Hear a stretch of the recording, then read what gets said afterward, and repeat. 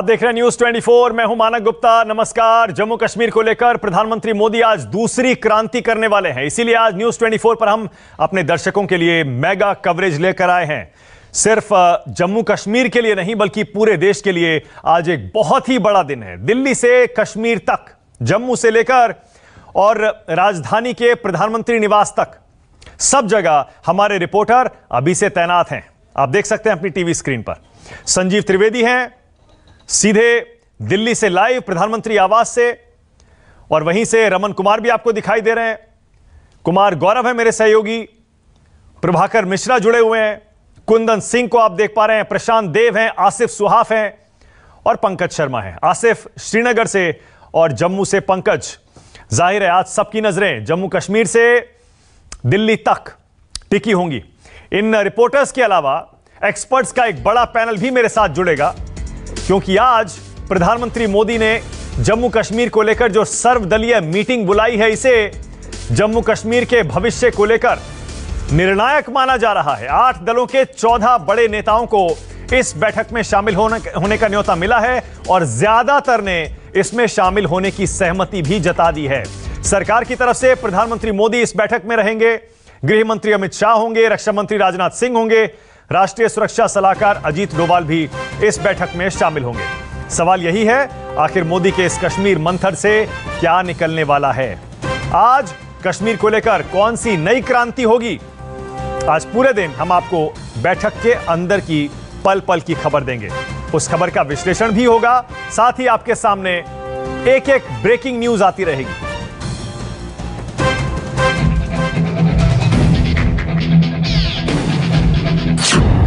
कश्मीर को लेकर आज दूसरी क्रांति होने वाली है।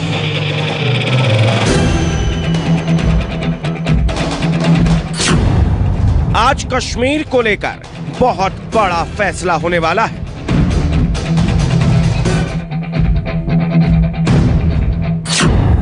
मोदी के कश्मीर मंथन से आज अमृत निकलेगा।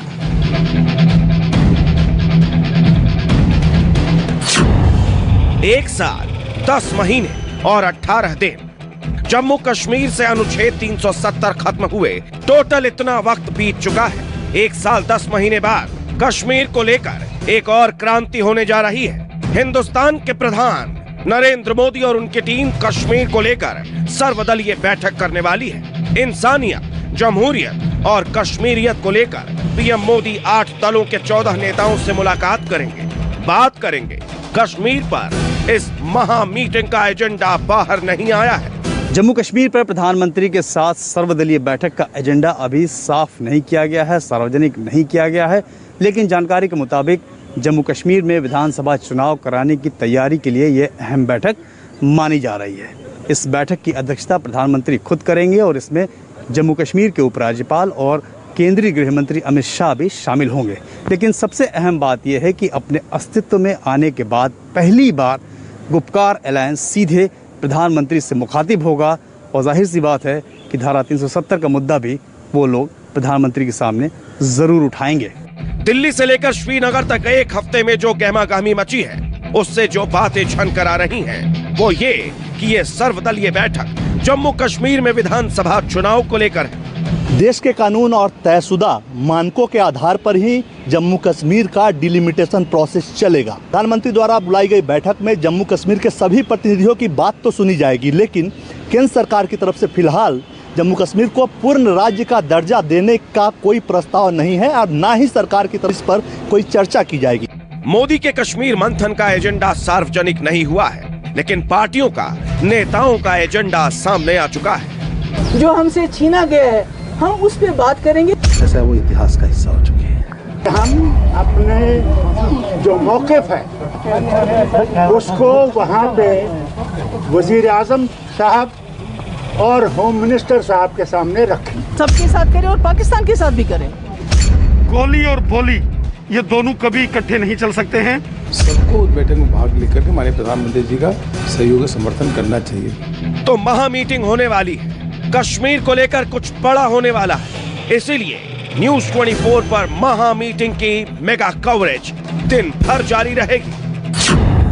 कश्मीर मंथन से जुड़ी पल पल की ब्रेकिंग, दिल्ली से कश्मीर तक, जम्मू से लद्दाख तक, हर हलचल, हर खबर, हर तस्वीर, हर अपडेट, न्यूज 24 पर मेगा कवरेज आज दिन भर लगातार।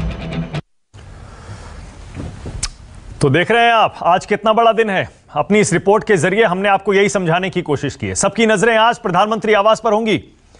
जब पहली बार संजीव त्रिवेदी, मुझे याद नहीं पड़ता अब से पहले कश्मीर के इतने सारे इतने बड़े नेता एक साथ इस तरह की सर्वदलीय बैठक में प्रधानमंत्री आवास पर आए हों। संजीव, इस बैठक से पहले बीजेपी के जो राष्ट्रीय अध्यक्ष हैं वो भारतीय जनता पार्टी की एक मीटिंग भी अलग से ले रहे हैं। जेपी नड्डा की इस मीटिंग में जम्मू कश्मीर के बीजेपी के नेता रविंद्र रैना, कविंद्र गुप्ता और निर्मल सिंह शामिल होंगे। इस मीटिंग के बाद प्रधानमंत्री के आवास पर कश्मीर के नेताओं की प्रधानमंत्री से बैठक होगी। संजीव, एक सेकंड में आपके पास आ रहा हूं। उससे पहले अपने दूसरे स्टूडियो में आपको जरा ले चलते हैं। वहां मेरे सहयोगी सऊद आपको बताएंगे कश्मीर को लेकर आज जो मीटिंग होने जा रही है उसमें कौन कौन से नेता शामिल हैं, किसे किसे बुलाया गया है। देखिए,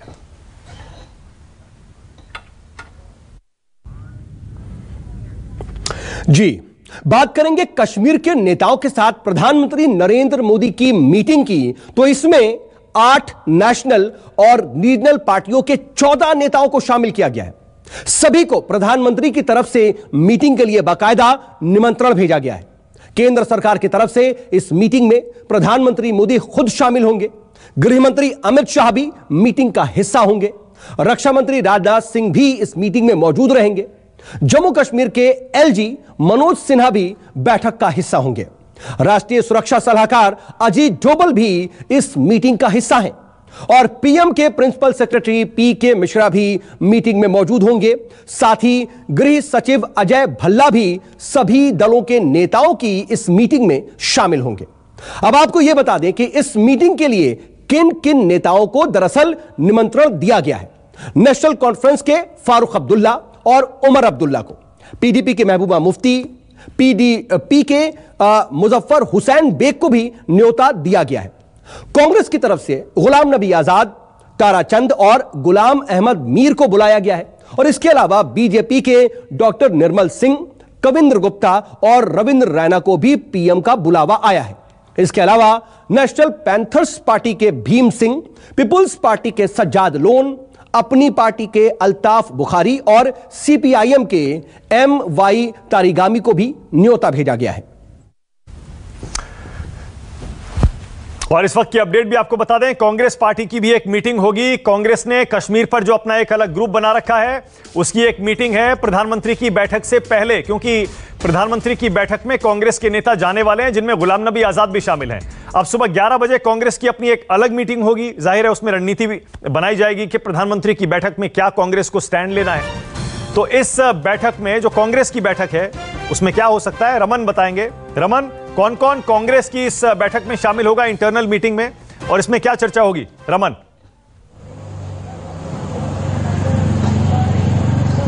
देखिए मानक, इस वक्त मैं गुलाम नबी आजाद के घर के बाहर खड़ा हूं और आप देख सकते हैं कि कुछ ही देर के बाद यहां पे गुलाम अहमद मीर जो कि प्रदेश अध्यक्ष हैं कांग्रेस के जम्मू कश्मीर के, और ताराचंद जो कि डिप्टी सीएम रह चुके हैं, इन तीनों की बैठक होगी। क्योंकि प्रधानमंत्री के साथ कांग्रेस पार्टी के यही 3 नेता बैठक में शामिल होंगे और बैठक में शामिल होने से पहले तीनों नेताओं के बीच सहमति इस बात को लेकर होगी कि आखिरकार किन किन मुद्दों पर हमें किन किन मुद्दों को उठाना है। क्योंकि दुविधा आप देखिए कि कुछ दिन पहले दिग्विजय सिंह ने जब धारा 370 की बात कही थी तो कांग्रेस पार्टी के ऑफिशियल प्रेस कॉन्फ्रेंस में कहा गया था कि हमारी राय जम्मू कश्मीर के बारे में वही है जो कांग्रेस वर्किंग कमेटी में तय किया गया था। लेकिन पी चिदम्बरम ने अभी ये कहा है कि जो पहले के हालात थे उसी हालात को बरकरार रखा जाए, यानी कि धारा 370 को फिर से बहाल किया जाए, जो कि बीजेपी कभी नहीं चाहती। और कश्मीर के अलावा जो कांग्रेस पार्टी के भी दूसरे नेता हैं वो भी नहीं चाहते कि धारा 370 की बहाली हो, क्योंकि उससे उनके वोटर में फर्क पड़ता है। ऐसे में सबसे बड़ी बात यह है कि गुलाम नबी आजाद पे भरोसा पार्टी ने जताया है। गुलाम नबी आजाद क्या स्टैंड लेते हैं ये सबसे महत्वपूर्ण होगा। मानक, ओके, हमारे साथ ही रहिएगा। संजीव त्रिवेदी, अब आपके पास आ रहा हूं। संजीव, जो 14 नेता आने वाले हैं जैसा मैं आपसे पहले कह रहा था, पहली बार ऐसा होगा प्रधानमंत्री आवास पर इस तरह की बैठक होगी। हालांकि ज्यादातर पार्टियों का स्टैंड तो क्लियर है संजीव, लेकिन अंदर से खबर क्या आ रही है, इस मीटिंग का एजेंडा क्या होगा? प्रधानमंत्री और गृह मंत्री और रक्षा मंत्री एनएसए किस बात के लिए इन पार्टियों को राजी करना चाहते हैं? संजीव, मारक, आपने शुरुआत में ही कहा यह दूसरी क्रांति प्रधानमंत्री की है, यानी कि पहली क्रांति वो जो अगस्त 5, 2019 को देखी गई थी, जब आर्टिकल 370 वापस किया गया था। और उसके बाद से जो सिलसिला था 2 साल का, हमने देखा कि किस तरह से वहाँ पर नज़रबंदी हुई। अब वो नज़रबंद नेता आज दिल्ली यहाँ प्रधानमंत्री निवास पर आमने सामने टेबल पर बैठेंगे। वो 14 नेता जो मुख्य धारा के नेता माने जाते हैं जम्मू कश्मीर में, और मीटिंग करेंगे। हर मीटिंग का कोई ना कोई एजेंडा होता है, लेकिन मानक यहाँ कोई एजेंडा नहीं है। आज इस मीटिंग को एजेंडा लेस रखा गया है, क्योंकि सभी दलों की, सभी पक्षों की अपनी अपनी पोजीशंस हैं, और उन पोजीशंस को डाइल्यूट करके एक मीटिंग के लिए सामने आए, ऐसा संभव नहीं था। इसीलिए बहुत ही सूझबूझ दिखाते हुए केंद्र सरकार ने इस बैठक को एजेंडा लेस रखा है। अब सरकार का पक्ष समझते हैं तो सरकार तो आप जानते हैं उसका ये है कि पिछले दिनों उसने वहाँ पंचायत स्तर के चुनाव करवाए, डीडीसी के चुनाव हुए वहाँ पर, और जाहिर है कि इलेक्शनरिंग के प्रोसेस में, चुनाव की प्रक्रिया में पहला कदम रखा जा चुका है। और ऐसे में जबकि परिसीमन हो रहा है तो जाहिर है कि अगला कदम जो है वो असेंबली पोल्स है। तो सरकार जाहिर है वो चाहेगी कि असेंबली पोल्स की हम बात करें। यही बात है जो कि गृह मंत्रालय में और प्रधानमंत्री निवास में पिछले दिनों जो बातचीत हुई है, जो बहस मुहावजे हुए हैं इस विषय पर, उसमें सामने आई है कि अगला कदम क्या हो सकता है। लेकिन वहीं दूसरी तरफ चलें तो वो पक्ष जो कि जम्मू कश्मीर से आ रहा है, उसमें 2 भेद है। जम्मू के जो लोग हैं, ख़ास तौर पर जो भारतीय जनता पार्टी से ताल्लुक़ रखते हैं, वो सरकारी पक्ष के साथ है। वो चाहते हैं कि आगे असेंबली इलेक्शंस हो, डिलिमिटेशन की प्रोसेस चल रही है, परिसीमन की प्रोसेस के बाद असेंबली इलेक्शंस हो। लेकिन जो गुपकार अलायंस है, PAGD, People's Alliance for Gupkar Declaration, उसका अपना एक निश्चित मत है, और वो निश्चित मत है, वो ये चाहते हैं कि हमें वो स्टेटस रिस्टोर किया जाए जो 2019 अगस्त 5 को था। अब इसके बीच से क्या रास्ता निकलता है, ये समझने की बात होगी आज। इसीलिए शायद कोई रखा नहीं गया है एजेंडा, और हम कोशिश करेंगे आने वाले कुछ घंटों में समझने की कि आखिर अपने पोजीशन से बच करने के लिए, बदलने के लिए कितने तैयार हैं ये नेता,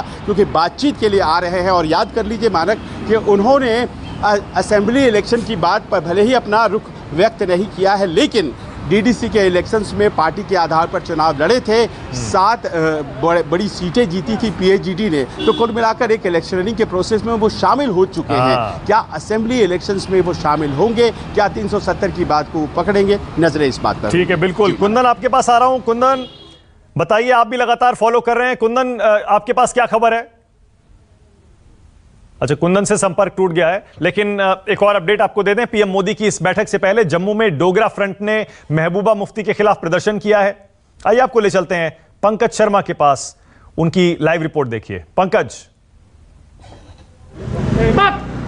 देखिए, ये जो मीटिंग आज होने जा रही है, इस मीटिंग को लेकर जो जम्मू केंद्रित विपक्षी पार्टियां हैं, उन्होंने लगातार ये प्रोटेस्ट किया है कि आखिरकार क्यों इस मीटिंग में जम्मू की पार्टियों को नजरअंदाज किया गया। उनका कहना है कि कश्मीर की पार्टियों को जो है, कश्मीर के नेताओं को ज्यादा तरजीह प्रधानमंत्री नरेंद्र मोदी ने दी है। और लगातार हमने देखा कि चाहे वो पैंथर पार्टी हो, चाहे वो शिवसेना हो, चाहे वो शिवसेना डोगरा फ्रंट हो, या कुछ और पार्टी, उन्होंने लगातार कहा कि हम उन लोगों को प्रधानमंत्री नरेंद्र मोदी ने मीटिंग में क्यों बुलाया जो चाइना की बात करते हैं, जो पाकिस्तान की बात करते हैं। और अभी आप देखिए, आज जो मीटिंग होने जा रही है, उस मीटिंग के में जो महबूबा मुफ्ती है, जिनको न्योता दिया गया है, उसके खिलाफ यहाँ पर प्रोटेस्ट हो रहा है। ये जो यहाँ पर आप देखिए कि महबूबा मुफ्ती को यहाँ पर तिहाड़ जेल के पीछे, सलाखों के पीछे दिखाया गया है। जो यहाँ पर बैनर लगा, उस पर लिखा हुआ है कि पाकिस्तान समर्थकों की जगह जो है वो तिहाड़ जेल में है। और ये देखिए, लगातार महबूबा मुफ्ती के खिलाफ जम्मू में प्रोटेस्ट हो रहा है। ये प्रोटेस्ट किया जा रहा है शिवसेना डोगरा फ्रंट के नेता कार्यकर्ताओं की ओर से। क्योंकि हाल ही में हमने देखा कि मीटिंग से ठीक पहले महबूबा मुफ्ती ने जो है पाकिस्तान का राग अलापा था।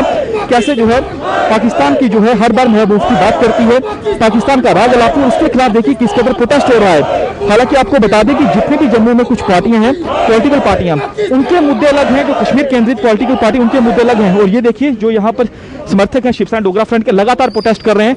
यहाँ पर आप देखिए कि जितने भी लोग हैं, हाथों में तिरंगा झंडा लिए हुए हैं। और ये देखिए, जो महबूबा मुफ्ती है, उसको यहाँ पर तस्वीर में दिखाया गया है कि तिहाड़ जेल के पीछे, यानी पाकिस्तान समर्थकों की जगह तिहाड़ जेल में है। और ये देखिए, यहाँ पर जो शिवसेना डोगरा फ्रंट के नेता कार्यकर्ता हैं वो सड़कों पर बैठे हुए प्रोटेस्ट कर रहे हैं कि क्यों प्रधानमंत्री नरेंद्र मोदी ने जो पाकिस्तान समर्थक हैं उनको क्यों बुलाया गया। लगातार हमने देखा कि जम्मू में कई पॉलिटिकल पार्टी ने प्रोटेस्ट किया। उन्होंने कहा कि जो नेता बात करते हैं चाइना की, पाकिस्तान की, उनको मीटिंग में क्यों बुलाया गया। और ये देखिए सड़क के बीचों बीच ये शिवसेना डोगरा फ्रंट के कार्यकर्ता नेता हैं जो कि बैठे हुए लगातार प्रोटेस्ट कर रहे हैं। प्रोटेस्ट हो रहा है महबूबा मुफ्ती के खिलाफ। आइए यहाँ पर शिवसेना डोगरा फ्रंट के जो नेता है अशोक गुप्ता, इनसे बातचीत कर लेते हैं। आपको लगता है कि मीटिंग होने जा रही अच्छी पहल है प्रधानमंत्री नरेंद्र मोदी की कि सभी जो मेन स्ट्रीम पार्टी उनको बुलाया गया है?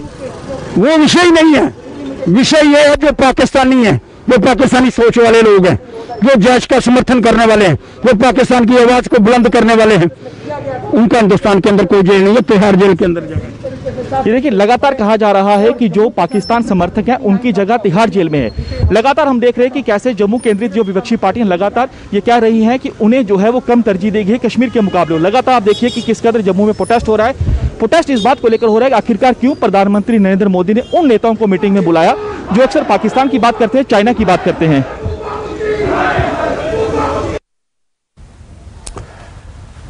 तो देखा आपने, आज पूरा दिन गहमा गहमी भरा रहने वाला है। आसिफ के पास भी आपको ले चलूंगा, लेकिन पहले प्रशांत आपके पास आ रहा हूं। प्रशांत, आपके पास क्या खबर है, क्या हो रहा है और आज मीटिंग में क्या होने वाला है? प्रशांत। देखिए मानक, तमाम जो जितने भी स्टेक हैं वो धीरे धीरे पहुंच रहे हैं। बहुत लोग पहुंच गए, बहुत लोग पहुंच गए हैं, लेकिन सबकी लोकेशन डिस्क्लोज अभी तक नहीं हुई है, ये अलग बात है। लेकिन आज की मीटिंग बेहद अहम है मानक, आप भी जानते हैं। दरअसल में जो तस्वीर अब दिखाई दे रही है इस मीटिंग की, अब हालांकि डिस्क्लोज नहीं किया गया एजेंडा क्या है, लेकिन अब वो दिखाई दे रही है। ऐसा लग रहा है कि अब पूरे कश्मीर की बात करें तो ऑल पार्टी मीट जो बुलाई गई है उसका कोई भी नेता की पहले कोई विरोध के स्वर सुनाई नहीं दिए जो आमतौर पर पहले होते रहे, वो नहीं सुनाई दे रहे हैं। तो क्या पहले इस मीटिंग की कोई ऐसी बात हो गई है, ये एक सवाल सामने नजर आता है। दूसरी बात कि जम्मू कश्मीर में एक अम्ब्रेला क्रिएट कर दिया गया है एडमिनिस्ट्रेशन का पूरा, उसी अम्ब्रेले के नीचे ही अब सबको काम करना है। ये तस्वीर भी अब साफ साफ दिखाई दे रही है। विधानसभा चुनाव कराने की तैयारी है, परिसीमन रिपोर्ट आने वाली है, उसके बाद विधानसभा चुनाव कराएंगे, जमहूरियत को कायम करेंगे। ये एजेंडा हो सकता है प्रधानमंत्री का तमाम लोगों से बात करने का कि विधानसभा चुनाव कराएंगे, उसी तरह से शांति तरीके से होना चाहिए जिस तरह के डीडीसी के इलेक्शंस हुए। तो अब इसी सब बात को लेकर के सबसे बातचीत करनी है। लेकिन अब नतीजे चाहे कुछ भी हो, लेकिन एक अम्ब्रेला क्रिएट हो चुका है कश्मीर में जिसको हेडेड बाय लेफ्टिनेंट गवर्नर, उसको एडमिनिस्ट्रेशन वहां पे चला रहे हैं। अब उसमें चाहे बीजेपी जीते, नेशनल कॉन्फ्रेंस जीते चुनाव में या फिर कोई जीते, तो कानून व्यवस्था एक तरीके से इनका जो दावा है कि उन्होंने अच्छी बना ली है। तो शायद इसीलिए प्रशांत, अभी आप कह रहे थे कि ये सारे नेता अभी आपको अभी दिखाई नहीं दे रहे हैं, लेकिन इस वक्त खबर ये आ रही है कि फारूक अब्दुल्ला अपने घर से निकल चुके हैं और वो दिल्ली आने के लिए अपने घर से निकले हैं। आपको पता ही होगा 3 बजे ये प्रधानमंत्री के साथ मीटिंग रखी गई है। बहुत से नेता अब सुबह सुबह की फ्लाइट लेकर दिल्ली पहुंच रहे हैं। तो फारूक अब्दुल्ला अपने घर से निकल चुके हैं दिल्ली आने के लिए। अब सीधे आसिफ के पास ही आपको ले चलता हूं। आसिफ, क्या सारे नेता आज सुबह ही निकले हैं या कुछ कल भी निकल चुके हैं? आसिफ।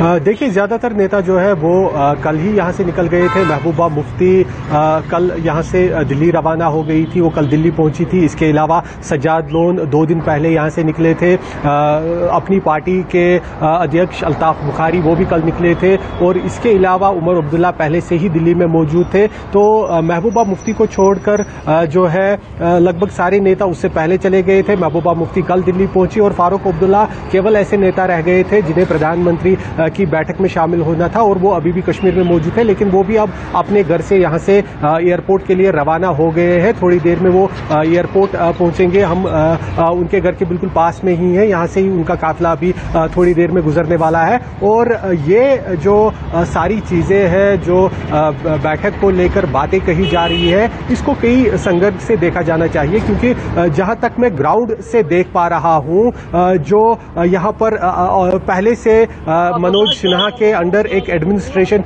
चल रही थी, डिमिलिटेशन का प्रोसेस चल रहा था, उसकी जो मियाद है वो नेक्स्ट मार्च तक बढ़ा दी गई थी। और ये आप देख सकते हैं फारूक अब्दुल्ला का काफिला, पहले मानक में आपको दिखा दूंगा, यहाँ से अभी गुजर रहा है। जो उनकी गाड़ियां हैं वो आप देख रहे हैं, सिक्योरिटी की गाड़ियां निकल रही है। और मानक जो मैं बता रहा था कि डिलिमिटेशन का प्रोसेस ऑलरेडी चल रहा था और साथ ही साथ यहां पर केंद्र शासित सरकार चल रही थी, तो ऐसा कोई इशू नहीं था कि डिलिमिटेशन या अगर आने वाले समय में इलेक्शन कराने हो तो उसके लिए केंद्र सरकार की तरफ से कोई इस तरह की बड़ी पहल होती। क्योंकि हमने देखा डीडीसी इलेक्शन हुए, उसमें पीएजीडी जो गुपकार अलायंस है उन्होंने भाग लिया और संभावना थी कि शायद खुद फारूक अब्दुल्ला, उमर अब्दुल्ला या महबूबा मुफ्ती अगर नहीं भी लड़ते लेकिन उनकी पार्टियां इलेक्शन में हिस्सा लेती। तो इसको जो है इलेक्शंस या डिलिमिटेशन के प्रोसेस के साथ देखना इस बैठक को मेरे हिसाब से गलत होगा।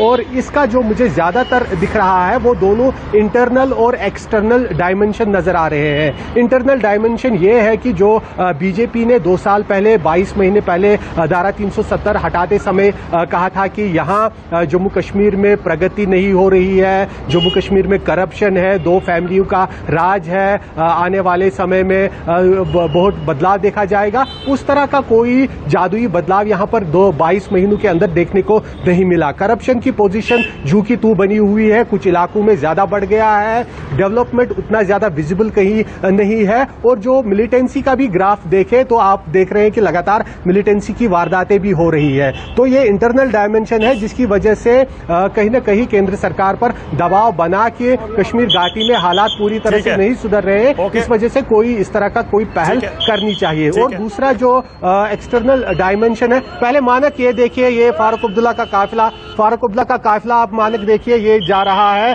फारूक अब्दुल्ला का जो एयरपोर्ट की तरफ ये काफिला है वो निकल चुका है। आप देख सकते हैं ये फारूक अब्दुल्ला इस गाड़ी में बैठे हुए हैं, ब्लैक कलर की स्कॉर्पियो है, जैमर के पीछे इसमें फारूक अब्दुल्ला बैठे हुए हैं, अकेले वो इस समय जा रहे हैं। उनकी सुरक्षा के लोग उनके साथ है, लेकिन खुद फारूक अब्दुल्ला जो है ओके आसिफ बता रहे थे फारूक अब्दुल्ला दिल्ली के लिए निकल चुके हैं। अमित रैना आपके पास आ रहा हूं। अमित, ग्राउंड रिपोर्ट्स तो हम लेते ही रहेंगे। अमित रैना कश्मीरी एक्टिविस्ट हैं, रूट्स इन कश्मीर से जुड़े हुए हैं, लगातार कश्मीरी पंडितों के लिए आवाज उठाते हैं। अमित, इस बैठक में आपको लगता है आज फुल स्टेटहुड की कोई बात हो सकती है, डिलिमिटेशन या इलेक्शन? आपको क्या उम्मीद है? की खबर है उस हिसाब से तो स्टेटहुड की भी बात है और डिलिमिटेशन की भी बात है। और एक बड़ा ओपन एजेंडा रखा है सरकार ने, बहुत ही रिस्क लेके रखा है, अपने वोट बैंक को रिस्क में लेकर रखा है। और उसके बाद भी उन पार्टीज को बुलाया जिसको लेकर पूरे राष्ट्र में सवाल उठ रहे हैं कि जिन्हें आप पिछले हफ्ते तक देश के दुश्मन, पाकिस्तान के पिट्ठू, वो पाकिस्तान के स्टूडेंट्स कह रहे थे एकाएक क्या हो गया। तो काफी रिस्क लेकर भारतीय जनता पार्टी की सरकार ने बुलाया है इनको। होगा क्या पता नहीं। स्टेटहुड की बात सोर्सेस कह रहे हैं कि बिल्कुल होगी, हालांकि काफी भारतीय जनता पार्टी के प्रवक्ता पब्लिकली कह रहे हैं कि नहीं होगी, सिर्फ डिलिमिटेशन की बात है, मगर एक ओपन एजेंडा है। तो मुझे लगता है स्टेटहुड की बात होगी। ओके, क्या इलेक्शन के लिए अमित कश्मीर तैयार हो गया है, रेडी है आपके हिसाब से? नहीं, बिल्कुल तैयार नहीं है। देखिए क्यों तैयार नहीं, उसके कारण काफी हैं, उसके मल्टीपल रीजंस हैं। एक तो जब तक आपकी डिलिमिटेशन एक्सरसाइज पूरी नहीं होती है तब तक तैयार नहीं है। और सबसे बड़ी बात है कि जो जम्मू है, जम्मू रीजन काफी नाराज है इस डिलिमिटेशन एक्सरसाइज से, क्योंकि जो 2011 का सेंसस है वो भारतीय जनता पार्टी खुद मानती है कि एक फ्रॉड सेंसस है, एक फर्स्ट सेंसस है।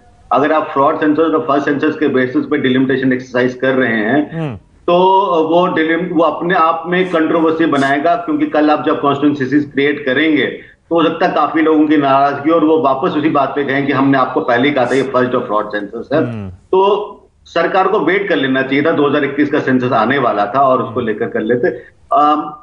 नहीं, अभी कहां सेंसस, अभी तो अमित अभी तो 2021 के सेंसस में बहुत टाइम है। आप कोविड का हाल देखिए ऐसे में, और ऊपर से आप जानते हैं सीए, एंटी सीए प्रोटेस्ट भी हैं जो अभी ठंडे तो पड़े थे कोविड की वजह से। अभी सेंसस में बहुत इफ और बट हैं। मैं कह रहा हूं जम्मू कश्मीर में इलेक्शन की मांग कर कौन रहा है? इन 3 राजनीतिक पार्टियों के अलावा मुझे नहीं लगता किसी सिविल सोसाइटी ग्रुप ने इलेक्शन की मांग करी है। आपने पर इलेक्शन तो करवाना ही है अमित, इलेक्शन तो करवाना ही पड़ेगा। मैं ये नहीं कह रहा हूं। मैं कह रहा हूं कि जब आप स्लेट क्लीन कर रहे हैं तो उसे पूरी तरह से क्लीन करके ठीक से करिए। डेमोक्रेसी में इलेक्शन का कोई ऑल्टरनेट नहीं है। मगर जब आप स्लेट करने बैठे हैं तो उसको पूरी तरह से क्लीन करके एक नया कश्मीर बनाने बैठे हैं तो पूरी तरह से क्लीन करके करिए। ओके, एक ब्रेक ले रहा हूं, चर्चा चलती रहेगी। मनोज यादव आए हैं बीजेपी से, रिपोर्टर्स भी मौजूद है मेरे साथ। छोटा सा ब्रेक ले रहा हूं, मेगा कवरेज जारी है।